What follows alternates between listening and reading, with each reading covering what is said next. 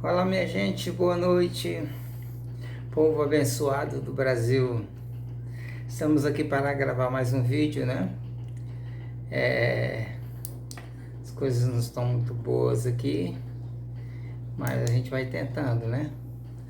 A gente vai tentando aí na medida do possível, tá certo?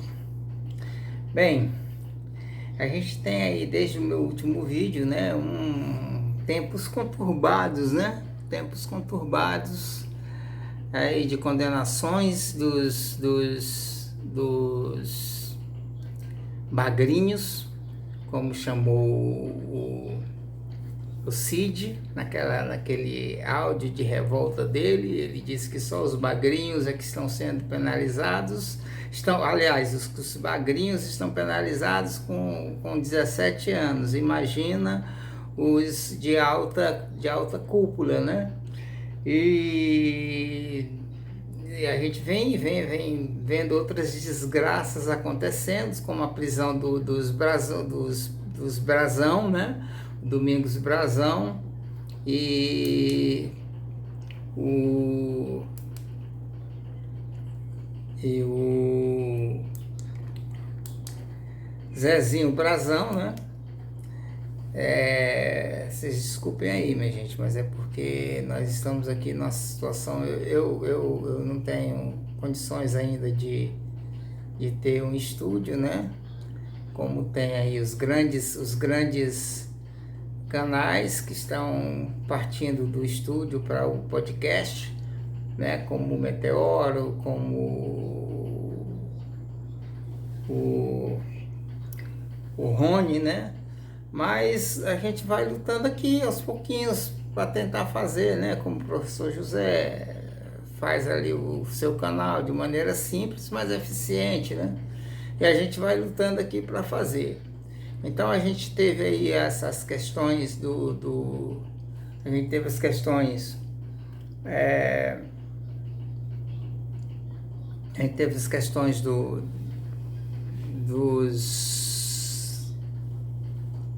a gente teve várias questões perigosas aí, problemáticas para o Brasil, sem falar dos vídeos do Silas Malafaia, né? Que não se contentou ainda enquanto não obteve uma cadeia. Silas Malafaia é um dos maiores pilantras, né? Que quem diz não sou eu não. Quem diz não sou eu não. Todos os produtores dizem. E principalmente o pastor Caio Fábio. Não quero levar para o pastor Caio Fábio aqui a responsabilidade daquilo no que eu acredito, né? Mas é uma fonte de informação confiável, o pastor Caio Fábio, que vem militando aqui no país há mais de 50 anos, né? Quer dizer, quase a minha idade. O pastor Caio Fábio conhece bem essa trupe toda, de Macedo, de Macedo,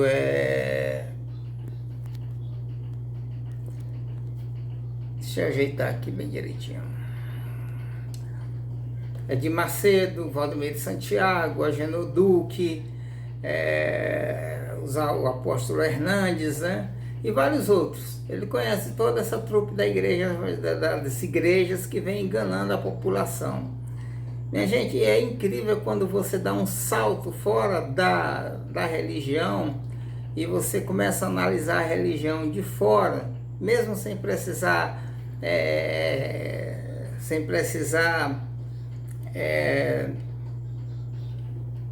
entrar pelo ateísmo, né, pelo materialismo, pelo deísmo, pelo agnosticismo, seja lá porque causa religiosa for, a gente a gente começa a perceber o quanto nós fomos enganados durante todos esses séculos, né? Enquanto esse povo fazia o que queria. Eu não consigo, eu pessoalmente não consigo relevar a descoberta de que uma das mulheres que fizeram histórias na Assembleia de Deus e que foi esposa Um dos fundadores da Assembleia de Deus no Brasil, a esposa do Gunnar Vingre, né? Como essa mulher foi perseguida, foi torturada psicologicamente, foi presa numa estação lá na Suécia, quando ela queria voltar para o Brasil depois de ter ido para lá para cuidar da saúde do marido, o falecimento dele, de Gunnar Vingre, que faleceu precocemente. E ela, depois de tudo isso, ela tentou voltar para o Brasil, mas ela foi presa. Ela foi presa. É essa a coisa que a gente tem que dizer. Presa para não pregar o Evangelho. Presa para não pregar o Evangelho. Porque naquele tempo eles achavam que mulheres não podiam pregar o Evangelho.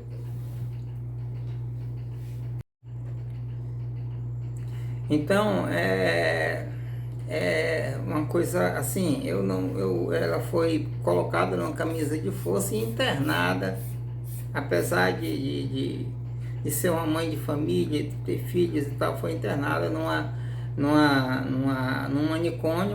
manicômio sueco, até o fim da sua vida. Frida Wigren, autora de vários hinos da harpa. A gente vê como esse povo vem agindo durante muito tempo. Eu não posso deixar de ver, de falar aqui das divisões, das dissensões dentro da Assembleia de Deus. Eu me lembro quando eu estava na cidade de Posse, no Goiás, eu tinha 4, 5 anos de idade, e houve uma desavença na igreja, uma briga dentro da igreja Assembleia de Deus, e eu fui levado ali para fora. Algumas crianças foram levadas para fora porque dentro do templo os crentes estavam lá puxando faca um para o outro, né? Eu não consigo me lembrar também, na cidade de Imperatriz, aí na década de 70 também, quando um pastor, eu me lembro que eu estava na igreja, né, junto com meus pais, e o pastor dirigindo o culto, e outro pastor invadiu a igreja, invadiu o templo, né? Eu não gosto de chamar templo de igreja, mas ele invadiu o templo para tomar aquele ministério daquele pastor que estava dirigindo o culto, sob grave ameaça, né? A gente não pode esquecer da divisão, Assembleia de Deus Missão, Assembleia de Deus Madureira, em Fortaleza, Assembleia de Deus da Bela Vista, Assembleia de Deus Bethesda, que hoje é só Bethesda, né? Cujo líder escreveu, é o Paulo Romero? Não é o Paulo Romero. Paulo Romero escreveu, não é o Paulo Romero, é o autor de Supercrentes, que eu tenho aqui, que ele escreveu para combater a doutrina da prosperidade, centrando em Kenneth Hagin, que foi considerado o decano da doutrina da prosperidade lá nos Estados Unidos, né? Mas nós não podemos esquecer nunca que não foi só Kenneth Hagin. Nós temos Oral Roberts, nós temos Kenneth Copeland, nós temos outros que não eram envolvidos diretamente com a doutrina da prosperidade, mas que tinham um ministério grande. E a gente não pode esquecer da briga, da luta entre Jim Baker, um grande televangelista americano, e Jimmy Swaggart, né? O Jim Baker tinha um caso com a secretária, o Jimmy Swaggart, para expor o Jim Baker,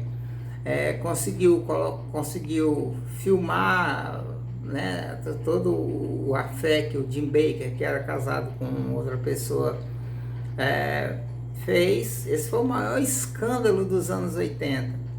E depois o Jim Baker deu o troco no Jimmy Swaggart, porque o Jimmy Swaggart frequentava prostíbulos, e ele botou uma câmera lá dentro do prostíbulo Eu me lembro da Elvira Raulina aqui no Piauí. Elvira Raulina era uma espécie de socialite que tinha um programa, que tinha programas de rádio, na Rádio de Altos e também em TVs em Teresina. E eu me lembro desse escândalo exposto, né? E como eles eram da Assembleia, o Jimmy Swaggart era da Assembleia de Deus, embora a Assembleia de Deus americana seja independente da Assembleia de Deus brasileira, foi uma coisa muito pavorosa, né, naquele tempo. Bem, voltando para os nossos tempos agora, voltando para bolsonarismo, voltando para a adoração de Bolsonaro nas igrejas evangélicas, voltando para o que isso tem, o impacto que isso produz na nossa economia, na nossa sociedade, nas nossas ações sociais, as ações sociais do Estado, né? Eu não canso de contar aqui a história de uma amiga minha que cresceu junto comigo, para quem eu mandei um vídeo errado de um rapaz que reclamava do preço da carne, do preço dos alimentos, do preço da gasolina. Eu mandei errado para ela e ela me respondeu que Bolsonaro tinha a ver com aquilo, né? Mas é uma professora que desconhece o papel de um governante, de um chefe do Poder Executivo, na mensuração dos preços, na confecção dos preços da gasolina, dos alimentos. Que professora é essa? Que não conhece o papel do Estado, que não conhece o papel do Executivo, que não conhece o papel do Legislativo, né? Eu estou lendo, eu terminei de ler um livro de uma pessoa, de uma jornalista, que um colega meu me apresentou o livro, né? A colega faz dias que ele tenta me apresentar, mas eu não pude ainda conversar com ela. O nome dela é Rafaela, sobre Rafaela Barbosa, se eu não me engano. E ela escreveu um livro já ainda na década de 2010, né? Falando sobre a Igreja Universal do Reino de Deus, desde o seu surgimento com Edir Macedo e R.R. Soares até os seus momentos atuais, né? Ela não cobre ainda aqueles problemas que houve entre a Igreja Universal do Reino de Deus e o governo de Angola. O governo de Angola não, os pastores locais de Angola, né, que se sentiram prejudicados com escândalos como os pastores terem que fazer vasectomia para não terem filhos, que é para a igreja não ter que sustentar filhos de pastores. E a gente não pode esquecer nunca daquele momento em que Edir Macedo estava ali ensinando, depois de um jogo de futebol, ou durante um jogo de futebol, ensinando seus pastores a arrecadarem dinheiro, né? E depois no Maracanã, ele ali debruçado sobre aquele monte de dinheiro, e na sua posterior doutrina, que ele firmou que para você entrar no reino dos céus, você tem que dar dinheiro. Se você não der dinheiro, você não entra no reino dos céus. Isso tudo é mentira. Isso tudo é mentira, tá certo? E nós estamos entrando aí, houve também a questão do eclipse total do Sol nos Estados Unidos, né?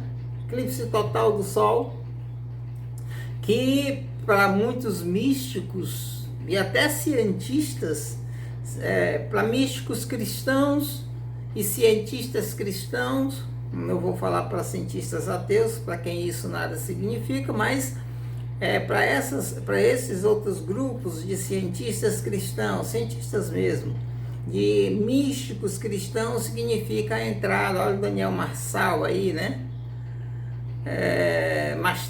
Daniel Mastral entra o começo, marca o começo do princípio de dores que Jesus se refere lá no capítulo 24 do livro de Mateus.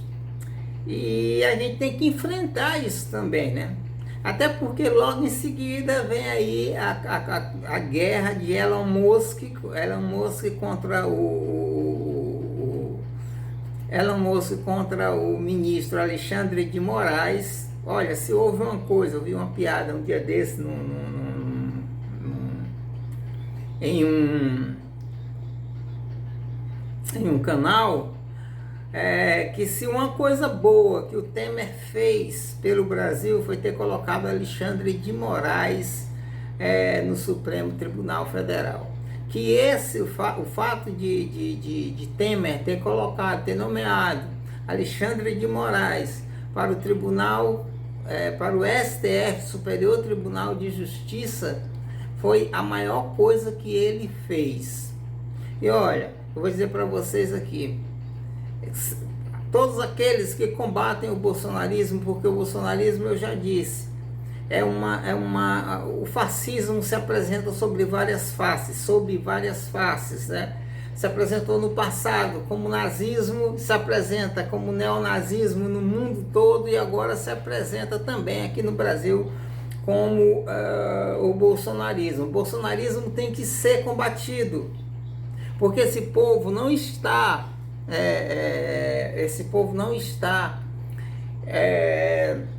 a fim de combater a criminalidade.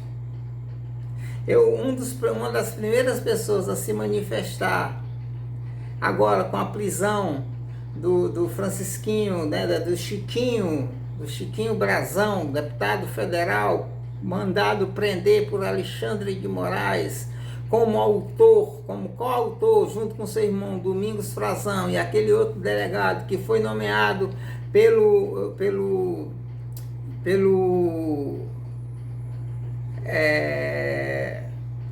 interventor no Rio de Janeiro, o comandante foi comandante do Exército, depois vice na chapa de 2022 com o Bolsonaro.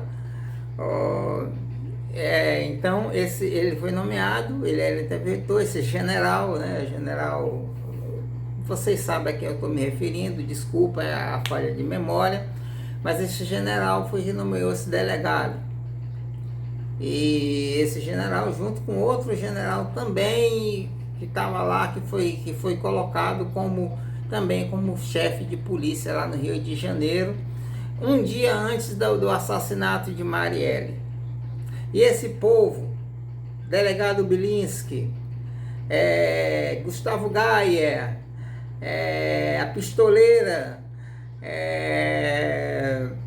aquele Éder Mauro lá do Pará, né, que gosta de bancar o Valentão, que já chamou até o Glauber Braga para brigar lá fora do Congresso, né? Tão para você ver como é um homem empenhado de valores republicanos, né? E a gente vê esse povo fazendo a desgraça dentro do Congresso Nacional. Quando o Elon Musk começou a criticar o ministro Alexandre de Moraes e depois o Lula, a primeira pessoa e falar também, e foi submetida, né, a CCJ, a autorização para a prisão do Chiquinho Brazão, o Gustavo Gaia foi um dos primeiros a publicar vídeo dizendo que ia votar para que o Chiquinho Brazão fosse solto e que depois fosse cassado, como aconteceu com a Flor de Lis. Ele queria que acontecesse com o Chiquinho Brazão a mesma coisa que aconteceu com a Flor de Lis, o que, assim, é meio suspeito num congresso reacionário.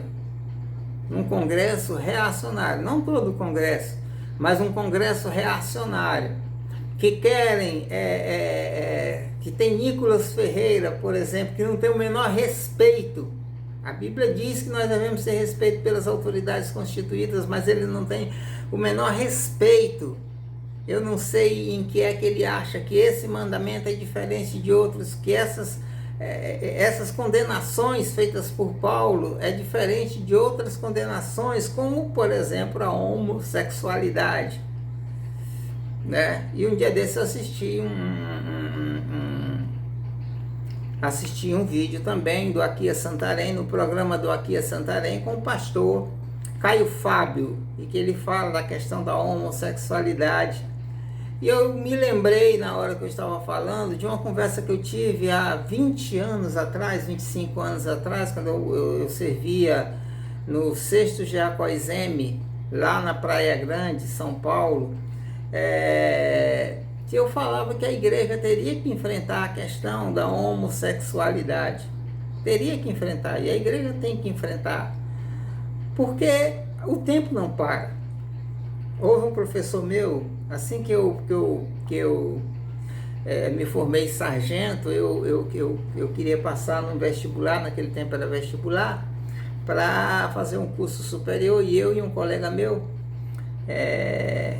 então eu vou nomeá-lo aqui porque não é um problema, não é nenhuma uma coisa que o desabone, né? Jaildo, um dos melhores amigos que eu tive dentro do exército, era sargento, 3º sargento da minha turma. Na época nós éramos 3º sargentos, e a gente foi fazer um cursinho do Senac, e tinha um professor de história muito engraçado, e ele dizia assim: você diz, no meu tempo era assim, no meu tempo era assado, o que é que você quer? Ele perguntava. Você quer que a história pare em sua homenagem? Nós estamos no outro tempo, a história evolui, a história progride, não é mais a mesma coisa, nós não temos mais a mesma quantidade de pessoas que nós tínhamos lá no começo do século, lá durante a Revolução Bolchevique. Nós não temos mais a mesma quantidade de pessoas, hoje nós temos 8 bilhões de pessoas ao redor do mundo, certo? Hoje nós temos a China, há 20, 30 anos atrás, a China era o país mais populoso do mundo, com mais de 1 milhão de habitantes, 1 bilhão de habitantes. Hoje é a Índia, com mais de 1 bilhão, quase 1 bilhão e 500 mil habitantes. E 500 milhões de habitantes, 1 bilhão e 500 milhões de habitantes. Enquanto o Brasil tem 220 milhões de habitantes, os Estados Unidos cerca de 300 bilhões de habitantes, né? Então, assim, o cristianismo era 1.300 bilhões de cristãos, hoje nós temos mais de 2 bilhões de cristãos. Então a coisa está diferente. E aí vem o Elon Musk atacar o Brasil. Será que a nossa nação é uma república de bananas? Para que Elon Musk, porque é rico, porque é bilionário, biliardário, né? Porque na verdade ele nunca trabalhou na vida, tudo que ele tem ele herdou. Será que nós podemos, a nossa democracia pode ser atacada por um cidadão desse? Ele vir aqui fazer o que quer, insultar um ministro da Suprema Corte, insultar o presidente da República, porque se fosse outro país, a gente vê esses comentários na Globo News, né? Através da Andréa Saad, por exemplo, da Dani Lima, por exemplo. Eu vou me esquivar hoje de falar do Demétrio Magnoli, né? Aquele ser asqueroso, aquele geólogo que continua como jornalista lá na Globo News, né? Eu vou me abster de falar, eu vou deixar para um próximo vídeo. Eu deixei, gente, eu passei esses dias sem gravar vídeo por pura vergonha. Eu não sabia por onde começar. São fatos e fatos que se seguem, mentiras e mentiras que se seguem, uma coisa assim realmente eu creio, como evangélico, como cristão, eu creio que nós estamos realmente entrando no princípio, na época que a Bíblia denomina de princípio de dores, e depois virá uma grande tribulação, porque assim, você vê o conflito em Israel, um conflito que já estava ali amenizado, o que a gente não lembra da década de 90, o Menachem Begin, você vê Bill Clinton, né? Você vê todas aquelas pessoas que estavam ali trabalhando pela paz, e hoje você vê pessoas trabalhando pela guerra, como Netanyahu, aquele primeiro-ministro lá de Israel, aquele primeiro-ministro de extrema-direita de Israel, né? E agora nós vemos também a possibilidade real de Donald Trump voltar à presidência da República. E aqui no Brasil a gente não sabe, com essa instabilidade política que nem o Lula conseguiu dar uma estabilidade política para o Brasil com a sua eleição, né? A gente viu agora uma pesquisa de empate técnico ali, empate entre os que aprovam e os que desaprovam o governo Lula, mesmo eles estando fazendo um ótimo governo, e tudo isso a gente sabe que é devido às bolhas bolsonaristas que estão no WhatsApp, que estão no X do sul-africano lá, né? São no X e outros meios de comunicação estrangeiros, que inclusive o Monark tem um canal lá. Essas pessoas ganham milhões e milhões de reais. Então, minha gente, eu creio que assim, eu faço um apelo para os cristãos evangélicos: saiam dessa paranoia, saiam do domínio do demônio, porque o demônio tem colocado sobre os evangélicos uma mão poderosa para que todos os escândalos que a gente nunca viu ao longo da história, eu creio que as igrejas, se bem que tem igrejas históricas também envolvidas, né? Algumas igrejas presbiterianas, igrejas luteranas, essas mais envolvidas aí, né? Porque a gente teve o Milton Ribeiro, que foi ministro da Educação, aquele que fazia troca a gente chama de propina, porque quando a verba é destinada e segue o seu curso normal, é uma verba que vai para uma prefeitura, que vai para um estado, para uma prefeitura. Mas quando essa verba tem atravessadores como pastores, esses pastores, Ministério Público, por favor, prendam esses pastores. Eu vou fazer representações contra esses pastores. Eu vou fazer uma representação contra o pastor José Wellington Bezerra da Costa. Eu vou fazer. Porque não pode, isso não pode acontecer. Que nós soframos, que nós vamos para a cadeia, que nós soframos, nós morramos de fome, que nós não até o dia do arrebatamento da igreja, que eu creio no arrebatamento da igreja. E depois eu vou fazer um vídeo aqui sobre as ideias mirabolantes que estão correndo por aí, né? Principalmente com Daniel Mastral e outros. Mas enquanto isso, nós temos pastores que dá para você ouvir. E cuidado com os savonarolas da vida, aqueles que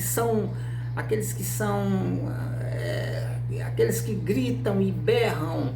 Não estou falando nem de Silas Malafaia, porque Silas Malafaia já é um gangster possuído por demônios, por uma casta de demônios, um enganador, vil. Estou falando daqueles que conservam a aparência de pastores, mas que no seu zelo eles vão além do que a palavra de Deus diz. A palavra de Deus diz, está lá em Eclesiastes: não sejas demasiadamente justo, porque morrerás antes do tempo. Não sejas demasiadamente justo.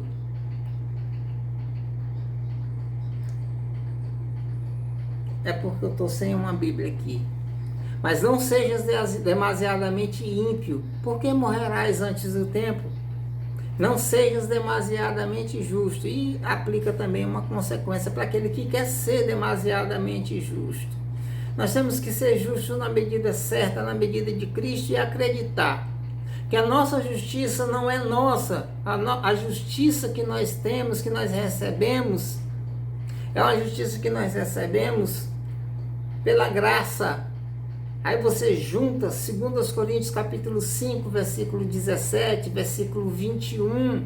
Versículo 21 diz assim: aquele que não conheceu o pecado, Deus o fez pecado por nós, para que nós fôssemos feitos justiça de Deus. Versículo 21 de 2 Coríntios capítulo 5, né? E Efésios, eu vi um dia desse o reverendo Nicodemos, da igreja presbiteriana, Augustus Nicodemos, pregando sobre Efésios capítulo 2, versículos 1 a 10, e passando por aquele versículo: pela graça sois salvos mediante a fé. Isso não vem de vós, é dom de Deus. Não vem de vós para que ninguém se glorie, porque todos nós somos criaturas suas, criadas em Cristo Jesus para as boas obras, as quais Deus preparou para que nós andássemos nela. Então não é obras primeiro, não é porque pelas obras nós adquirimos a fé, não, nós adquirimos a fé, e a fé nos capacita a manter obras justas diante de Deus. Então, meu irmão, não entre nessa coisa. Nós estamos passando por um período conturbado. E nós já passamos por períodos conturbados durante a história, né? Você vai se lembrar da praga, da gripe espanhola, das guerras que houve na Europa, né? Da guerra dos 100 anos, da guerra dos 30 anos, da guerra das flores. Nós vamos lembrar de tudo isso, do feudalismo, da derrubada do Império Romano, né? Da derrocada do Império Bizantino. A derrocada do Império Romano marcou o período medieval da história, aonde nós tivemos, a partir daí, um Estado teocrático que matou, torturou dezenas de pessoas, tá certo? Então, eu vou parar por aqui, porque o vídeo já está longo, e logo eu estarei gravando outro vídeo aqui, se Deus quiser, amanhã, né? Essa coisa toda, porque, minha gente, eu tenho um problema de depressão, e essas coisas todas me deprimem, sério, me deprimem mesmo, me deixam deprimido, me deixam acabado, tá certo? Mas vamos lá, vamos orar. Eu creio, né? O Daniel Mastral gosta muito de falar do remanescente fiel. Esse remanescente fiel, Daniel Mastral, não são os evangélicos. Esse remanescente fiel, quando a Bíblia fala dele, trata-se dos judeus, aqueles que não, né, que vão aceitar, que vão crer no Messias. Esse é o remanescente fiel. Remanescente fiel não é a igreja é a igreja, tá bom? E a igreja, ela não é um pequeno número, apesar de a porta ser estreita, o caminho ser estreito e a porta também ser estreita, né? A igreja não é pequena, porque a igreja do Senhor Jesus Cristo, ela é uma igreja invisível, né? Ela é uma igreja que está espalhada no mundo todo, dentro de várias congregações e vários conceitos espirituais, de conceitos eclesiásticos. Então ninguém é dono da igreja de Jesus Cristo, e nenhuma igreja, né? O Augusto Nicodemos disse que uma igreja, ela pode ser considerada seita quando ela diz que só através dela você pode ser salvo. Não. Olhe que já nos tempos de Jesus, não vou nem falar nos tempos dos apóstolos, mas nos tempos de Jesus já havia divisões. Os discípulos chegaram para Jesus e disseram: Senhor, nós encontramos um homem que pregava a tua palavra e operava sinais, maravilhas, curava os enfermos, e nós o proibimos porque não nos seguia. Foi o que Jesus respondeu: não o proibais, porque não há ninguém que fale bem do reino de Deus, que fale bem de mim e logo em seguida pratique a iniquidade. Então vou ficando por aqui, minha gente. Uma boa noite, que Deus abençoe a todos, que Deus tenha misericórdia do Brasil. Vamos orar para que a justiça seja feita. Eu tenho uma interpretação muito particular daquele versículo que diz: irai-vos e não pequeis, não se ponha o sol sobre a vossa ira. Veja bem, A mesma Bíblia que condena o ódio, a mesma Bíblia que diz que o primeiro mandamento é amar a Deus sobre todas as coisas e ao próximo, e o segundo ao próximo, amar ao próximo como a si mesmo, diz: irai-vos e não pequeis. Ou seja, a ira não é um pecado. A ira que você tem é um instrumento de Deus para castigar aqueles que zombam da palavra de Deus. Quando você dobra os seus joelhos e ora, veja o livro dos Salmos, tá bom? Então, graça e paz a todos, que Deus nos abençoe. E como diz o falso profeta, né? Paragiando o falso profeta, mas falando sério de coração, falando com base na palavra de Deus. Deus abençoe o Brasil.